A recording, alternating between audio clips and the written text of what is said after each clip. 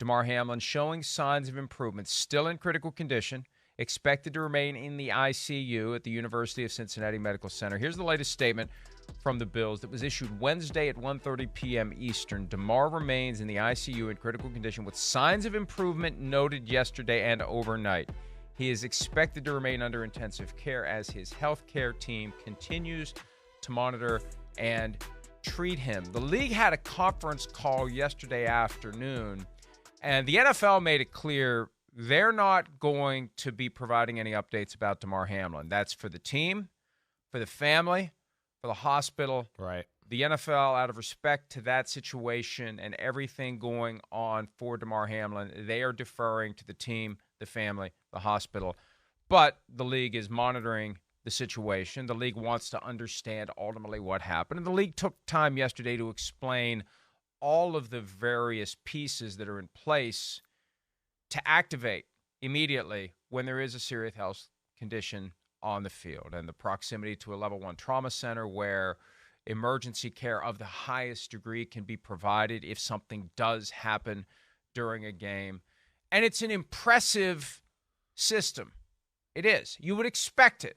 You would expect it. Yeah. Right? Definitely. I mean, you would expect all of the bells and whistles, all of the highest elements of protection.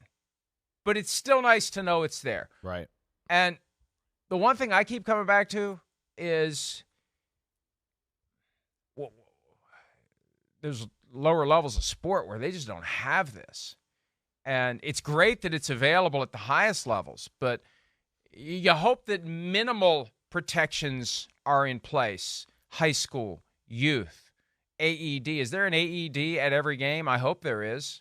If there isn't, there should be. Are there people who have been trained in how to administer CPR at every sporting event, especially youth baseball?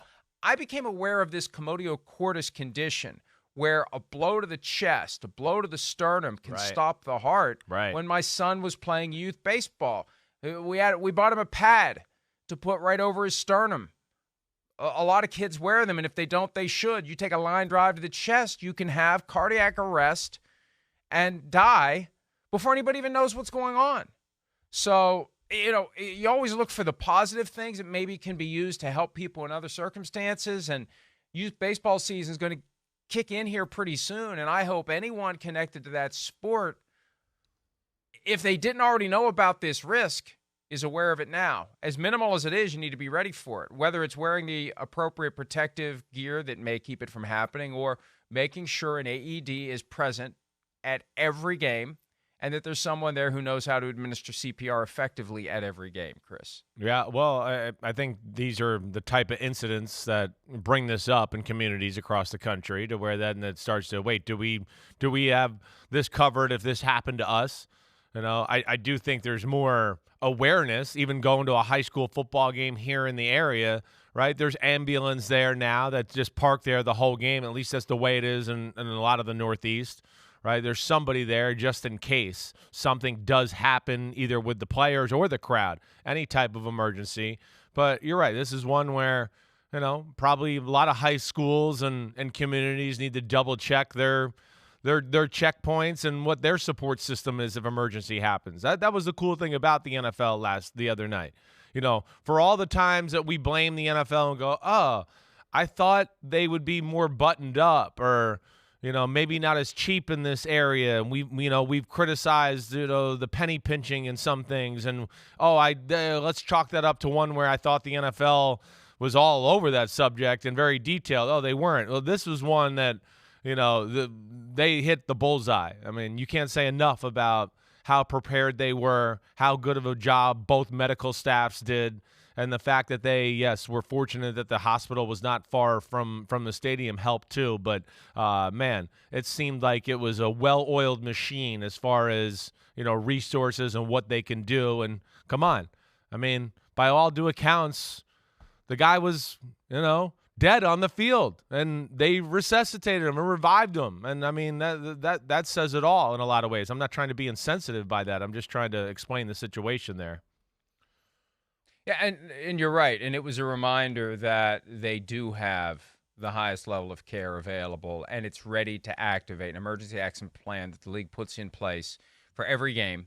Hopeful that they won't need to use it, but ready to use it on a moment's notice as they did on Monday night. One of the things that I'm going to begin to shift my focus to, because I have noticed some opinions all over the place on what is available by way of care and financial assistance directly to Damar Hamlin. Damar Hamlin's toy drive via his GoFundMe page is now over $7 million, which is awesome. Amazing. At some point, his overall financial well-being comes into focus. And what I'm going to do, instead of trying to cobble together whatever voices are out there and snippets of this is available or that's available, I'm going to ask the NFL Players Association and the NFL jointly for a full explanation of what is in place to assist Damar Hamlin from healthcare expenses and for how long, compensation beyond his salary for this year and for how long. He was in the second year of a rookie slotted deal for a 6th-round pick. You get a fairly small signing bonus. You get minimum salaries. There are protections in the CBA for payment the following year in the event that you're placed on injured reserve. There are different layers and levels of protection based upon how many years of service you have. I just want to find it all out so we all have a snapshot of the protections available to him from the sport that he played because, you know, Chris, at some point, the right thing to do is going to be for people to donate money not to his toy drive, but to him. Sure. People are going to want to help him directly, and we just need to, at the right time, we need to understand that. But I've seen so many people talking about it. It's like, I don't really know what the rules are. The easy thing to do, and I'm in a position where I have access to these people. How hard, it dawned on me this morning, how hard is it? Because, like, I really don't want to pull up the CBA and spend hours trying to parse through all this and figure it out. And what if I'm wrong? It's like, hell, this is easy. This is easy. I'm going to ask the people who are responsible for it, and hopefully they'll tell me exactly what's available so we can all understand it. Because I think that's part of the care and the concern that we all have for Damar Hamlin. It's a combination of let's get him better and, there's signs of progress. That's good. But what about him moving forward? We all want to be sure he's properly taken care of, given that he's made, he accepted that risk like every player, but he's made that sacrifice involuntarily, but it's a product of being on the field and having that happen. We want to be sure he's taken care of. Yeah, I hear you there. That's a tricky subject. It is. It's one that, again, even with my own scenario, and not to just bring that up, but there was like the talk of, I had people in the NFL, the NFLPA, telling me to sue the NFL, right? Because I almost died and lost my spleen and all that. This is where it's uncharted waters, but I wanted to keep playing football. So I wasn't going to, start a kerfuffle around the league about me wanting more money or suing. And that's where it's a little different. This one might be one where, yes, it's a career ender and it's obviously life altering. And it is where I was different. At least I was 3 years in the NFL. It was 4th year. I was, I forget not franchise, but high tender, right, Mike? Vested veteran. Oh yeah, you had the high tender. Yeah, you had the high restricted free agency tender. Exactly, yes. Right. So then, I was in the throngs of my career, but at least I was a free agent, and really, honestly, the Buccaneers were very nice to me and gave me a nice contract. Thinking I was going to turn the corner and get healthy, even though I wasn't there yet and it was still dicey. That was how they took care of me. And I'll be indebted to the Glazier family forever for kind of giving me the money and the wiggle room to do that. This is a little different than my scenario. And you're right. I don't know exactly. Medical bills, all that should be taken care of, certainly. But you're right. There's down the line future, like forever medical bills that are associated with this. Potentially. Yeah, potentially. We don't know. I know. You're right. We don't know what the long-term prognosis is. Right. But again, once we know more, and we're still in this period where the doctors don't know, they're monitoring, they're hoping, we're all praying. But at some point, that question may arise, whether it's ongoing health care or whether it's compensation that he would have earned if he would have still been playing. See, the reality is, for everyone that the league welcomes in, either through the draft or undrafted free agency, every player at some point is going to be deemed by the NFL machine to no longer have the skills and abilities necessary to play the game at the highest level. So out goes a player who has been part of the league, whether it's for 1 year or for 20 years. In comes someone new. And if it just gets to the point where you don't want to do it anymore, you can't do it anymore, you're not as good as the other players who are coming in who are cheaper, and that's one of the very real dynamics of the NFL. The minimum salary for a 10-year player is so much higher than the minimum salary for a young player. That's right. Older players get pushed out all the time, even if they're better. They can still play. Right. But that's different from I suffered an injury while playing this game that prevents me from playing it ever again. And who knows? Maybe Damar Hamlin will be able to play again at some point in the future. What a story that would be. Yeah, it'd be awesome. That's what happens. Right. But it's very different in my mind when someone has had their career interrupted directly by, in the early stages, not even in his full prime yet, still coming into who he was going to be as a player, still having a potential major contract out there that he'll never get now. Right. What is in place to protect that person financially when the worst case scenario happens? And it's a fair concern. It is a fair concern. And I just feel like so every time I pull up Twitter now, I see different clips and I see different tweets and I see different statements and different opinions and different information. I just have a feeling that some folks are kind of on the right track, but they're not there. And that's where, okay, like I said earlier, all I got to do is ask the question. Sometimes it's as simple as just saying, can somebody please tell me? Because I suspect the union by now either already has a spreadsheet or a list of terms available for any player that this would happen to, and they would be able to put together pretty quickly what's available to Damar Hamlin. So we can. I would think something's there. So we can do.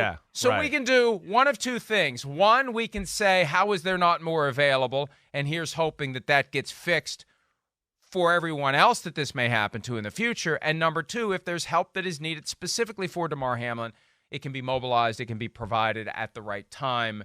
It's great that people are channeling their concern for Damar Hamlin into this community toy drive. That's awesome.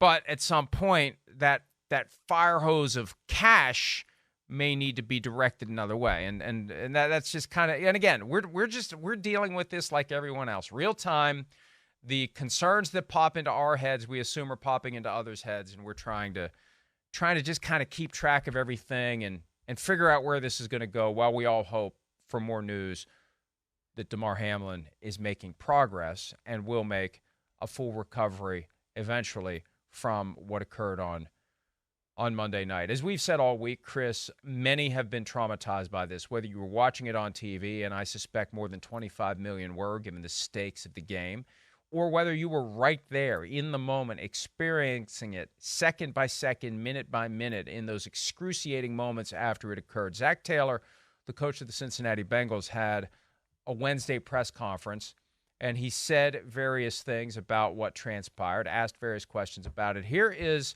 a portion of Zac Taylor's remarks, specifically regarding the exchange that he had with Bills coach Sean McDermott on the field as everything was happening.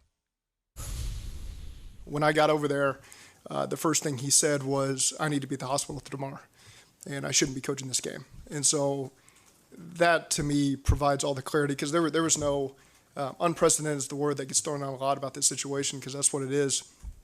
But in that moment, he really showed who he was, that all his focus was just on Damar and being there for him, being there for his family at the hospital. And at that point, I think everything trended in the direction it needed to trend, and the right decisions were made there. But again, just the way that I really felt Sean McDermott led in that moment for his players. He was there for his players. He processed the right way, which was incredibly difficult, and really helped us get to the solution that we needed to get to. I think was really good. So that's really all I have about the situation. For a lot of people, the moment that we realized this was something much more than the standard precautions that are activated when there's a potentially serious injury, a head or neck injury, that it was something more than that. It was Josh Allen's reaction when he had his hands pressed against his nose. But, Chris, the point you made the other day, the first indication that something serious was wrong here was a shot of Sean McDermott looking shaken, deeply shaken. Right. Because walking around the huddle, talking to himself. And yes. There was something seriously amiss here. It wasn't the standard coach reaction. You see concern. You'll see the coach go out to the field.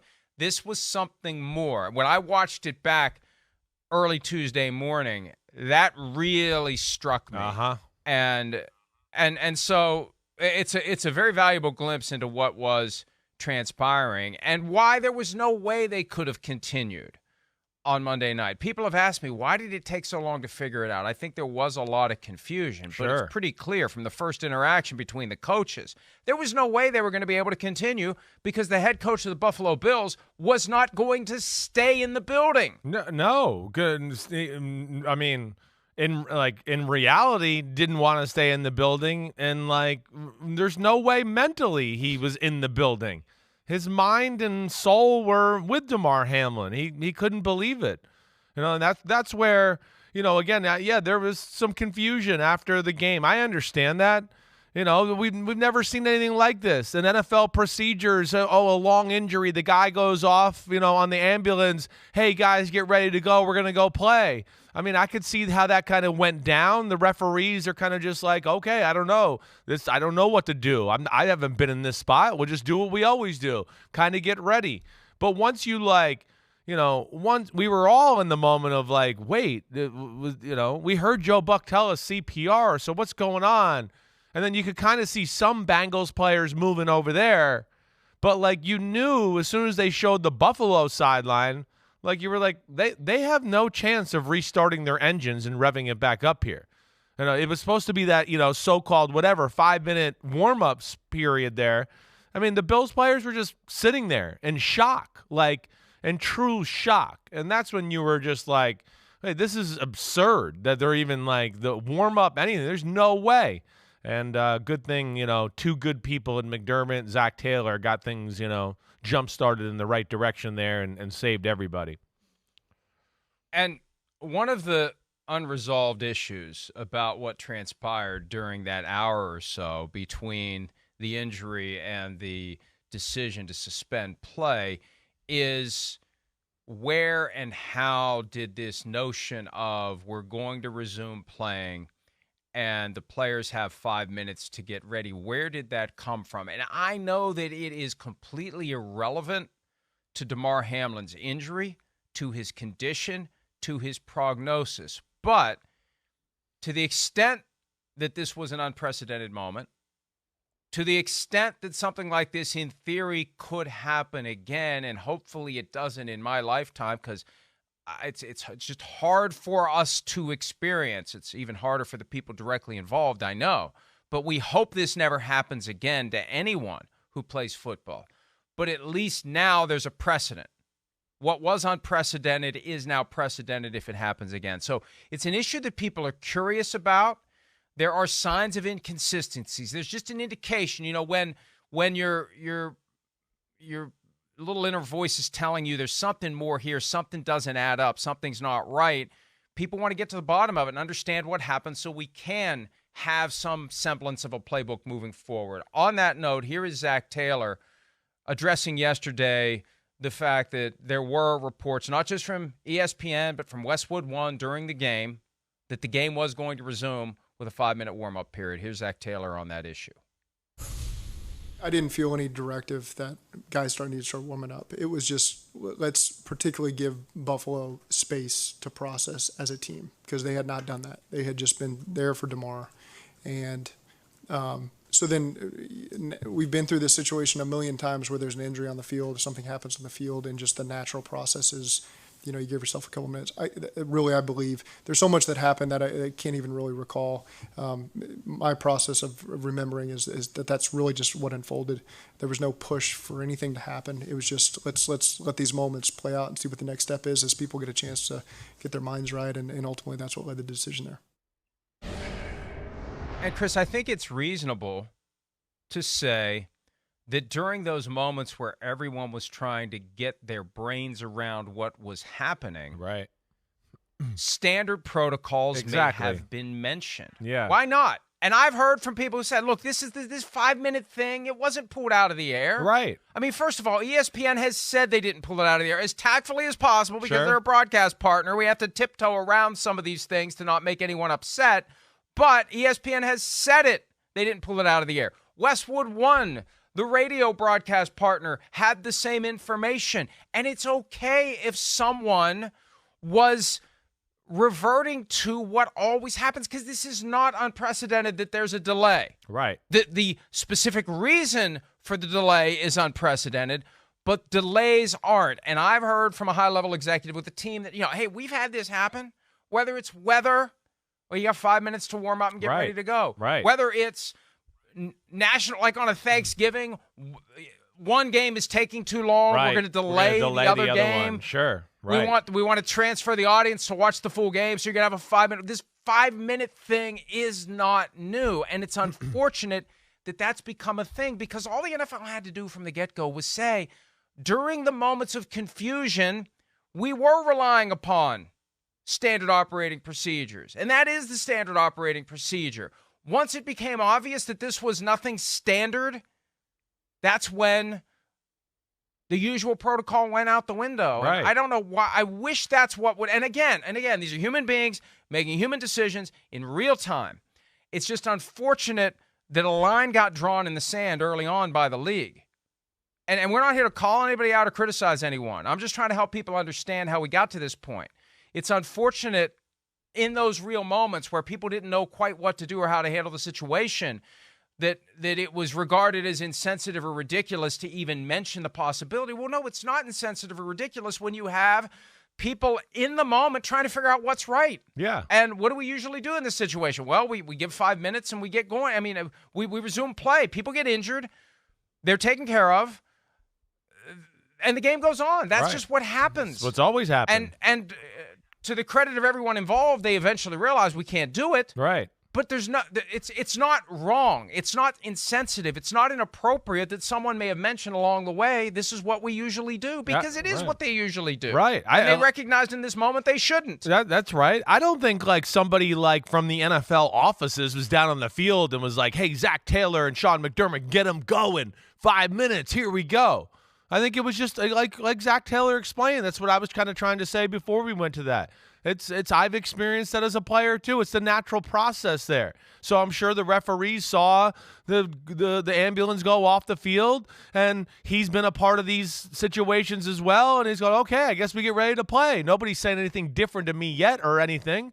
And I think that's where people got offended because they thought it seemed insensitive. And then when it got to insensitive, people want to know, wait, who was the person that made this insensitive comment and did this? And that's where I think it got personal to people in the NFL, because they were like, wait, no, nobody did this.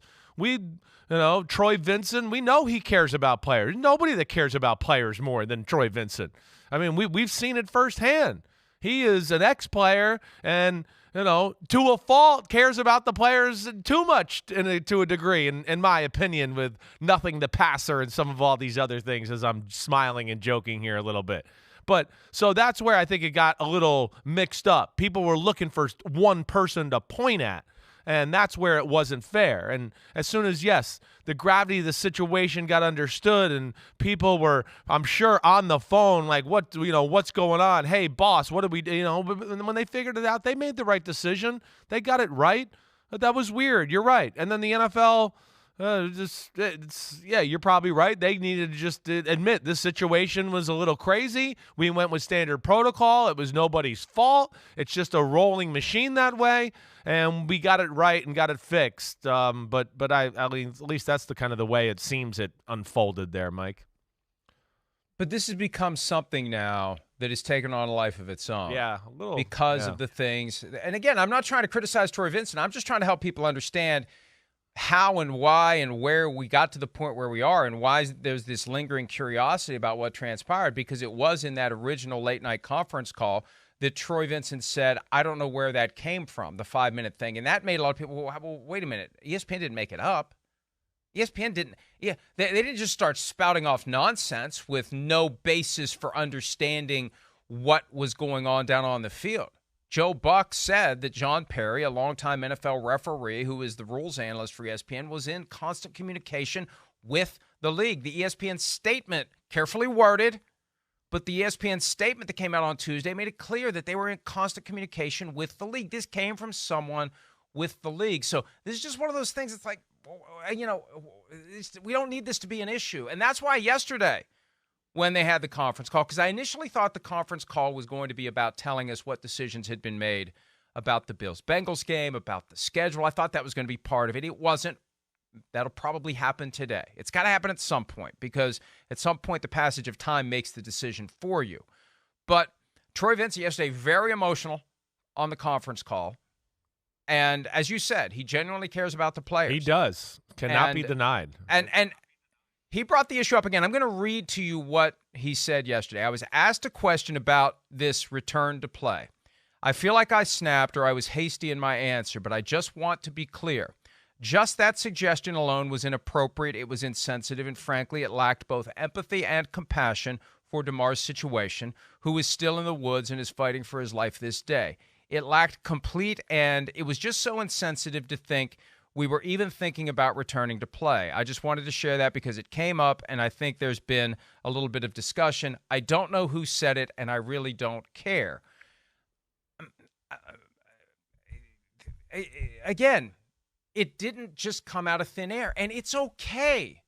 See, the problem with that comment to me is it paints whoever it was that may have mentioned we're going to go back in 5 minutes in such a negative light that we're never going to find out what happened. Yeah. No one's ever going to say it was me. It's okay. It's okay that human beings trying to figure out what's the right thing to do had dialogue, had conversations. What do we usually do in a situation like this? Well, after the injury situation is resolved, we give the players 5 minutes to warm up and we keep playing.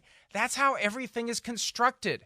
We don't have a manual for a serious life-threatening injury that results in CPR and the use of an AED on the field. So it's unfortunate that this line that was first drawn in the sand has now been dug with a shovel in the sand, and it's created this standoff where it was incomprehensible from the league's perspective that anyone would have mentioned possibly returning to play. Well, during this hour, well, I mean, look at it this way, Chris. Why did it take an hour to come to the conclusion they were suspending play if somebody wasn't at least pondering the possibility of still playing? And It wasn't wrong to ponder the possibility of still playing, because that's what always happens. Yeah, it was a confusing situation. And, I mean, the league is a business. They're trying to worry about, we have 70,000 people here at a stadium. What do we do? Do we bring them back tomorrow? There were so many things that I had to be worried about. And Mike, I could see, a lot of wormholes of how this could have unfolded. Again, it could have been the first 5-10 minutes of the break and Damar Hamlin on the field to where, in that process, and maybe not everybody realizing how dire and the gravity of the situation and all that, to where maybe, NFL replay and all that was in the referee's ear. And, hey, it's been a long break. We'll probably have to give the guys 5 minutes to warm up once we get going again. I could see that going down. And in the meanwhile, like Troy Vincent and other big high-level executives are on the phone talking to Roger Goodell and owners and trying to figure it out. And that's where there could be maybe a dead moment of, we didn't communicate this the right way or whatever. There's just so many things. But, I don't think, that the NFL and the people that are 345 Park and all that, they're not bad people. That's where I'm not going to let the world go. And I know enough about these people and been around them for a long time to know that they do care about the players. And gosh, we've sat here to a point in this year a lot and complained about, damn, they care about the players too much. So I just think it was like you're talking about. It was a crazy situation. Standard protocol was kind of being followed. And I think there was a lot of moving parts and people trying to figure out exactly how to handle the craziest situation we've ever seen in maybe American sports. Come on now. That's where everybody's got to just chill out a little bit and trying to point a finger at anybody and blame somebody.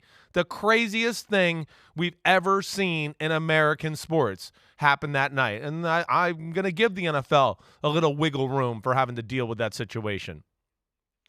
I agree with you, Chris. Yeah. What's so odd about this wrinkle is that the executive VP of football operations with the NFL isn't giving any wiggle room to anyone who would have suggested that play resume, even if the call was coming from inside the house. That's what's so odd about this to me. Yeah. To say that it was just the suggestion alone was inappropriate, insensitive, and lacked both empathy and compassion for Damar's situation. Again, Troy, somebody from the league had to have said this. This didn't get pulled out of thin air by ESPN. That's what stuns me about this. Because if anyone should be saying what we are saying right now, that it's okay if someone thought they were going to try to play, that it's just part of the human beings trying to understand what's happening, it should be the NFL. The NFL should be asking us to help them out in that regard and help people understand why there was a suggestion about resuming. Yeah, that's the NFL really the should truth. be the one saying right. It was inappropriate and insensitive and lacks empathy and compassion to even mention it, because somebody from the NFL is the one that said it in the first place. That's how it got there. That's what's so weird about this to me. And it's weird about, again, we're trying to focus on the things that we think people are interested in. And this is an issue by virtue of the things said by Troy Vincent. It's made it a very compelling and intriguing and confusing issue for a lot of people, because I don't think anyone would complain if the truth was that during these hectic and crazy and unprecedented moments, human beings trying to do the right thing under a very difficult set of circumstances may have suggested that the standard protocol is to resume play after the players are given 5 minutes to warm up. That's not wrong. That's not insensitive. That's not inappropriate. And that shows no absence of empathy or compassion. That is the balance, the very delicate balance that the league strikes when you have a serious injury that requires a player to be taken off the field on a stretcher, on a backboard, in an ambulance, etc., and the game keeps going, because that's what has always happened. It's not inappropriate because that's what always happens. In this case, it became obvious the game couldn't proceed. So it's a very confusing wrinkle to all this. And I thought yesterday when Troy Vincent was readdressing it, he was going to say exactly what we've been saying. That during the hectic, crazy, and unprecedented moments, we reverted to what we always do in these situations. And there are serious injuries, and the game goes on. This one was too serious for the game to go on. And once we realized it, we said the game can't go on. That's all I had to say. Yeah. That's all they had to say. Yeah. And we would have completely accepted it, and we wouldn't be talking about it today. Yeah, I hear you there. You give the fire no oxygen there by doing that, and just to admit that there was some faults there, but it wasn't personal or intended, and it was just the craziest situation we've ever seen there. And to that point, Mike, even with knowing the dire situation, the dire consequences of the situation and everything about that, I mean, it's such standard protocol that even there, I was still sitting there, a guy that's been around the NFL my whole life, going, well, I guess they're going to get ready to play here soon, Even though I was like, man, how are they going to do it? But that's just how ingrained that protocol is, even for me, just somebody that's been around the game and played. So yeah, I'm with you there. I wish they could probably have lessened the media blow or just the conversation around this topic if they just were a little more honest with that little part of it, or just say it was crazy and unprecedented. It's an unnecessary subject for anyone to address that was created by the way the league handled the question that was asked. And then again yesterday handled the aftermath of that question, because it's perfectly reasonable that someone would have said at some point, we're going to give the players 5 minutes to warm up and we're going to continue the game, because that's what always happens when a player is injured, even if a player is injured seriously and taken to a hospital for medical care. It's not the first time that's ever happened, and it's not insensitive to the player for the game to continue. Here's Joe Burrow, Bengals quarterback, who also spoke with reporters yesterday on the emotions that he experienced in those very tense and hectic and unprecedented moments. Oh man, it's we tried to do all we could. We went over there and saw him and just tried to give, like you said, give as much support as you can in a situation like that. Nobody wanted to continue to play the game in a situation like that, and I know how everybody would be feeling in our locker room if it was one of our guys, and I know how we were feeling, and it was one of their guys. So it was a scary, emotional night. I mean, I think collectively every single person that plays the game of football and has played has thought about something like that happening, and at the same time that you're thinking that it would never happen to you or to anybody that you know. And I think it was a big wake-up call for everybody that, that's a possibility. It can happen, and it's part of the game. Unfortunately, I think there's nothing you can do about that hit. That hit happens on every play of every single game, and so that's the scary part about it.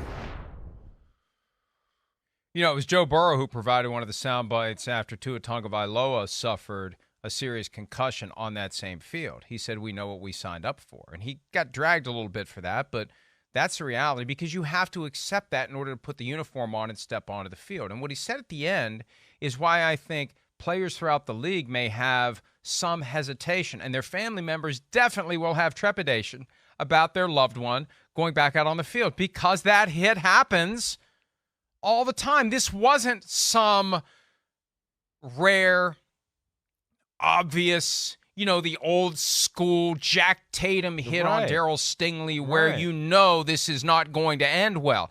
It was a standard routine moment in a football game that happens all the time. So now, already, and anybody out there that has a loved one that's played football at any level has experienced that feeling of sitting there watching the game with that gear turning in the back of your brain that's saying, on every snap, just kind of hold your breath to make sure that person down on the field is okay when this play's over. Every snap. And you kind of get used to it. Yeah, right. Right? It's kind of part of the game. I think it adds to the adrenaline of the game and everything. Yeah. But and I've made that long walk from the top of the bleachers down to the field with my son laying flat on his stomach, and you don't know what's wrong. You don't know why. You don't know what it is. Everything goes through your mind. You worry about having those moments and then finding out that it's something serious. The way this happened, it's let me give you an example here. I don't know if it fits or not, but it's kind of like, hey, we know when there are thunderclouds overhead, you can get hit by lightning if you go outside. We know that. So you don't go outside if it's a lightning storm and the lightning's striking. But if you're just walking down the street all day in a clear blue sky, just doing, and you get hit by lightning, what the hell? Where'd that come from? It's kind of like that. Like, this is standard routine football, and Damar Hamlin got struck by lightning. And so I think, as we talked about the issues and the concerns with players, not just on the Bills and Bengals, but any football players going out and playing, and their families, the concerns they're going to have, this just underscores it. It was a standard routine play, and you never know when it's going to happen again. And that's just another thing you have to worry about when you have a loved one who is playing football at any level. Yeah, it's the beauty and the reality and the bad part and everything that's great about football. I mean, it is. I think it adds to the intrigue, knowing that, the injuries and how difficult the sport is and how physical it is, and it's dangerous. I mean, I think that was, growing up, I'm sitting there, oh, gosh, Dad made it. He threw it. Reggie hit him, but okay, he's okay. Oh, gosh, he made it. Charles Haley hit him, but he's okay. All right, this is great. This is great. This is great. Until, he's laying on the ground with a broken shoulder, and then you're going, oh, man, and your world crashes down. It's the odd thing about football. It's the odd thing about humans. We do a lot of things that are not safe for us on a daily basis. So that's the other thing that I think we got to keep in mind here too. And I do look at this a little bit as lightning strike. I mean, it is crazy with all the football that this has never happened before, but at the same time, it's something that, okay, maybe it's crazy it's never happened before, but it's like, okay, maybe it should have happened one time. I mean, it's not like something that I would expect to be happening, once a decade or anything like that. This is rare. I was explaining this to my kids last night a little bit because they were asking about it. I mean, damn, how many times did I get hit in the chest right in that area as I was throwing a football? And I think everybody in football can say that, whether you're a receiver, a quarterback, a running back, whatever. We've all been hit in that area. So that's where, too, Mike, I think at some point, and again, I It's just so odd that it happened. I wonder if we'll ever get an answer if there was an issue there with Damar Hamlin, maybe pre-existing. And again, I'm not trying to be insensitive or anything like that. I'm just throwing out talk, and it's just that's how weird or rare it is to see this type of thing happen with that routine of a hit that we see in football, like Joe Burrow was saying, almost every other play. Well, it was the NFL's chief medical officer, Dr. Alan Sills, who brought up commotio cordis yesterday, mentioned that there's been discussion about it. The NFL doesn't have a specific cause yet, but based upon what transpired, the experts who are familiar with the condition, It is a rare occurrence, but it does happen. And again, I first became aware of it with youth baseball, third baseman line drive in the chest, and every year there are children who go into cardiac arrest and die, in large part because when people didn't know, what's going on? We don't know what's happening. And now with the prevalence of the AEDs and people who know CPR, and again, someone's life hopefully will be saved by what's happened here.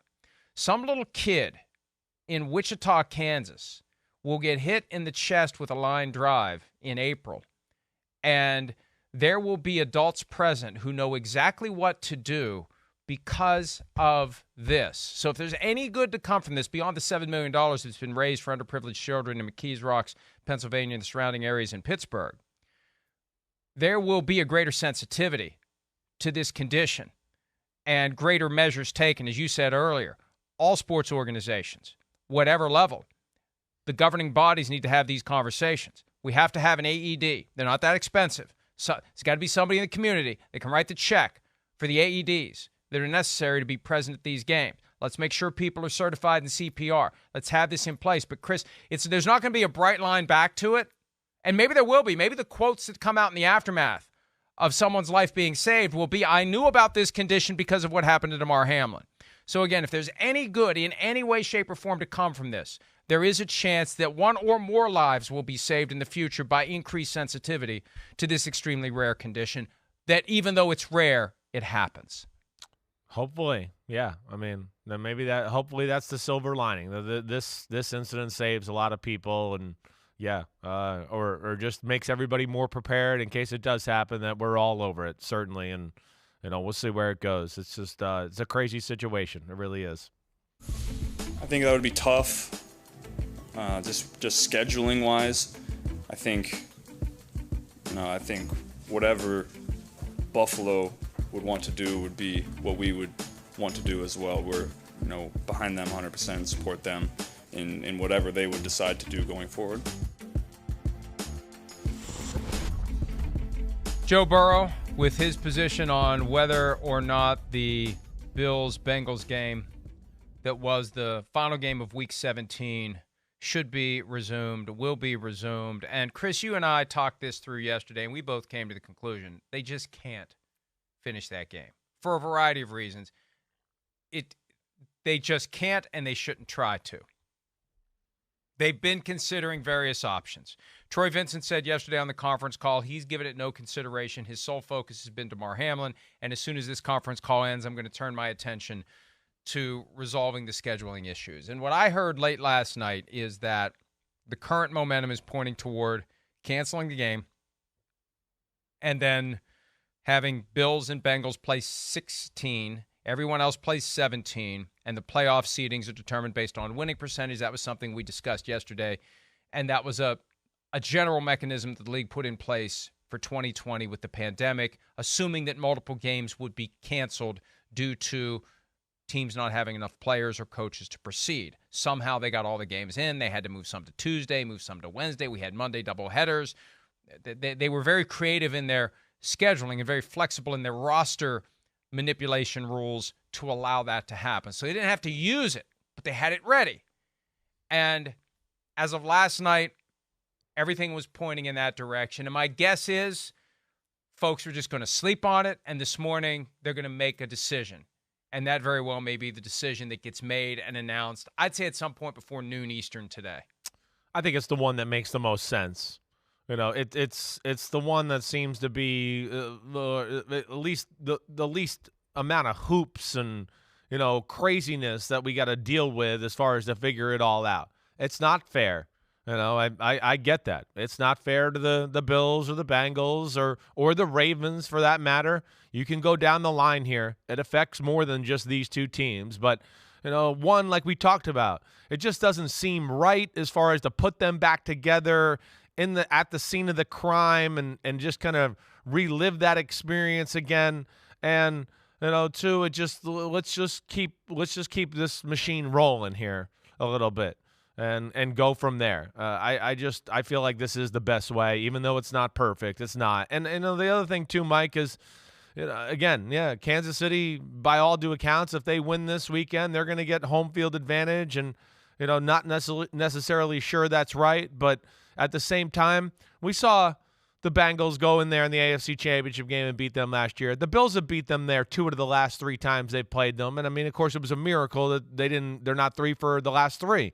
And, just like you saw Joe Burrow there, again, I know it's advantage Kansas City here a little bit, but with guys like Joe Burrow or Josh Allen, you could see right there. Joe Burrow's like, I don't care, it stinks, and we'll play you wherever. I mean, that's the way those guys are. We'll play you in the parking lot if it's to go to the Super Bowl. Don't you worry. We'll be effing ready, right? That's how that group is there, those two, if I know them. So they'll have their troops, and them themselves will be ready to go to face that challenge when and if that time comes. But I think this is the one that makes the most sense to me, Mike.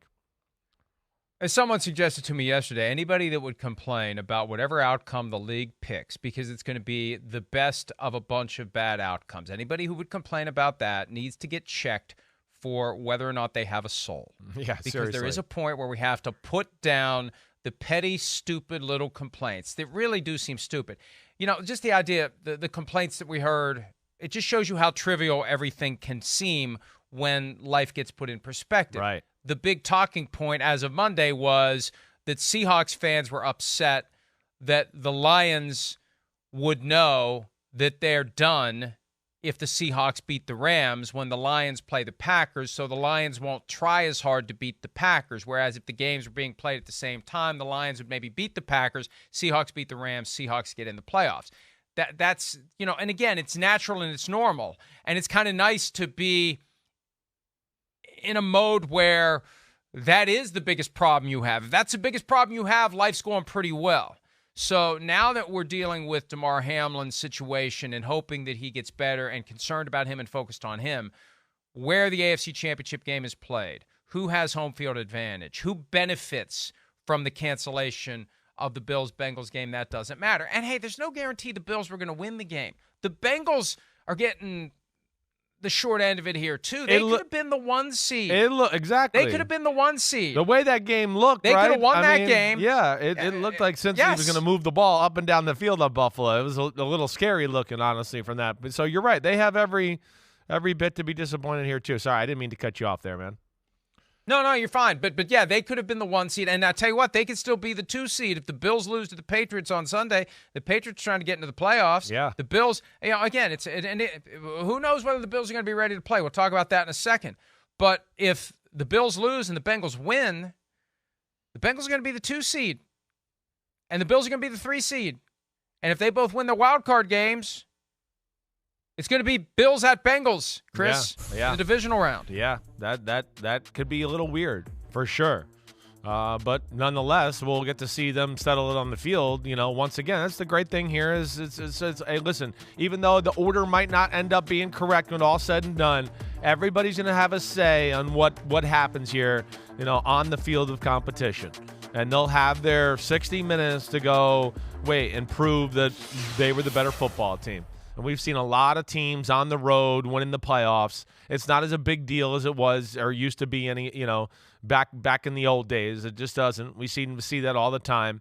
Again, and with these quarterbacks, as we know, they're special. They can overcome anything there.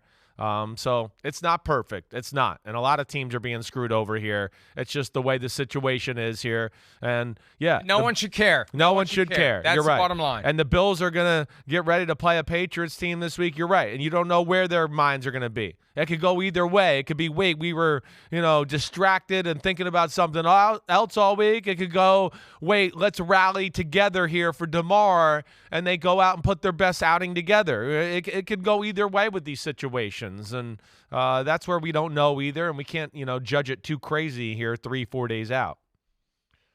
Sometimes that 3 hours to just focus on football is the respite that you need for everything that you've been worried about.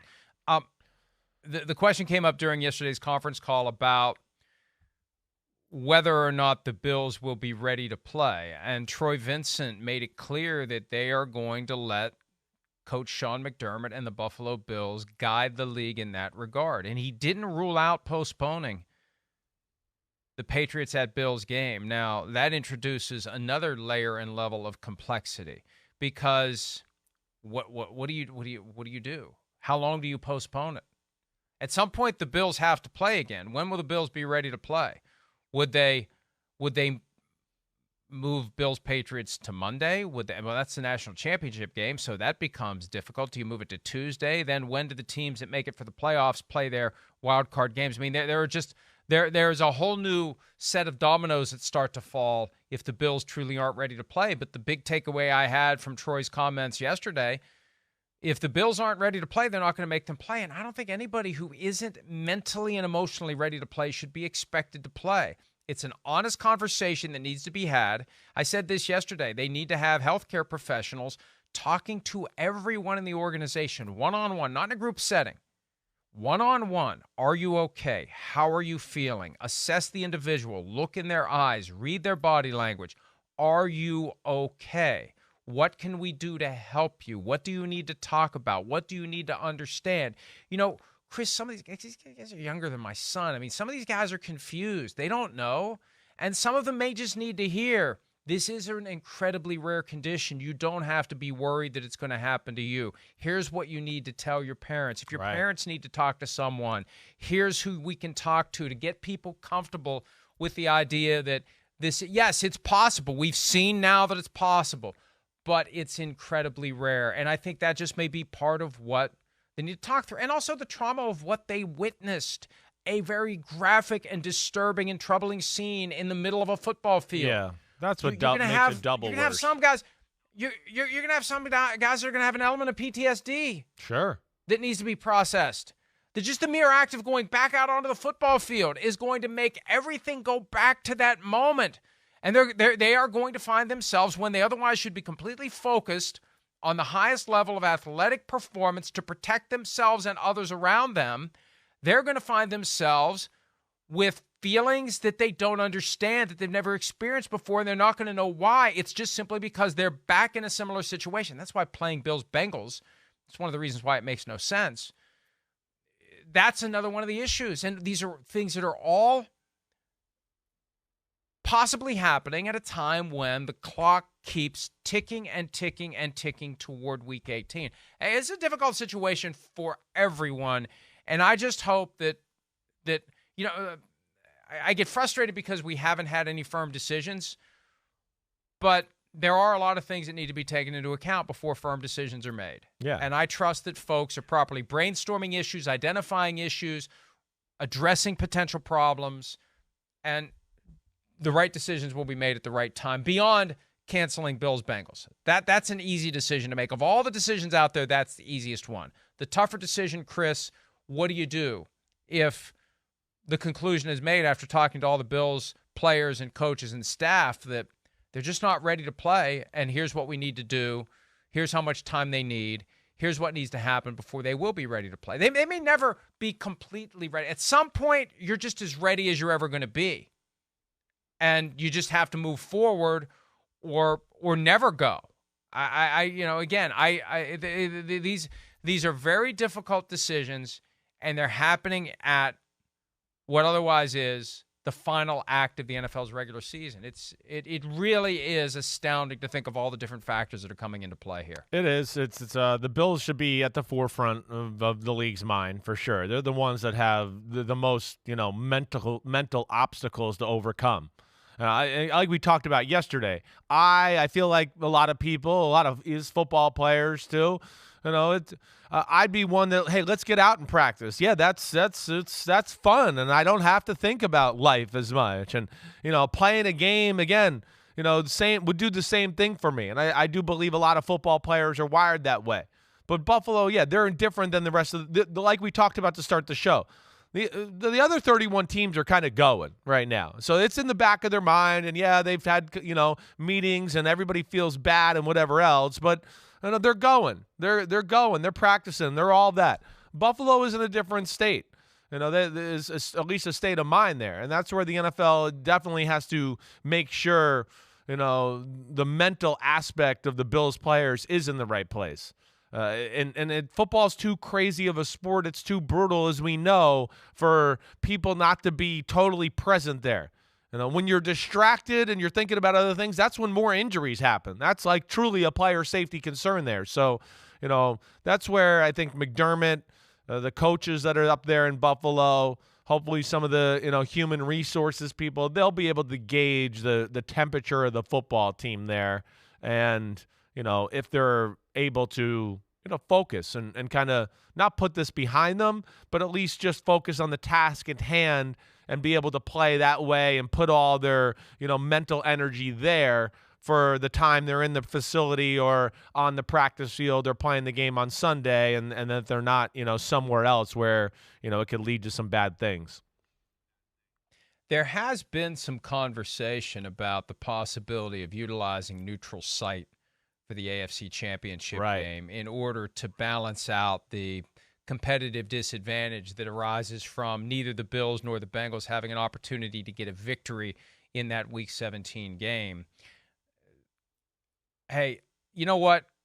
If this falls, Bills at Bengals in the divisional round, I really do think that there needs to be a conversation about whether or not that game should be played at a neutral site. For some of these issues we're discussing, I don't think we should expect the Bills and the Bengals to play on that field again this year.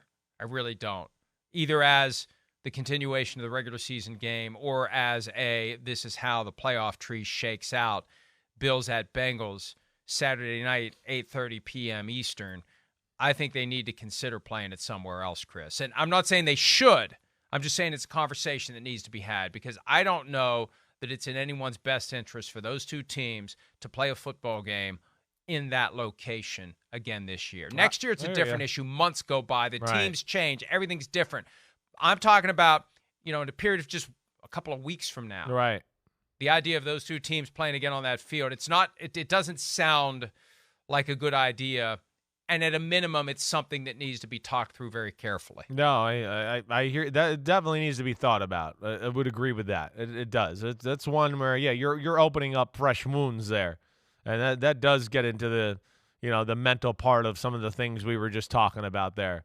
That to me is like worst case scenario. If that shakes out to where somehow we get done with this weekend and Cincinnati's 2 and Buffalo's 3. Yeah, I think for sure that's something that the NFL is going to have to think about. They'll have 2 weeks to kind of ponder. And, okay, if these teams win the wild card games, they're going to be playing each other, I'm hear you there, Mike. I really do. That's a sensitive one for sure.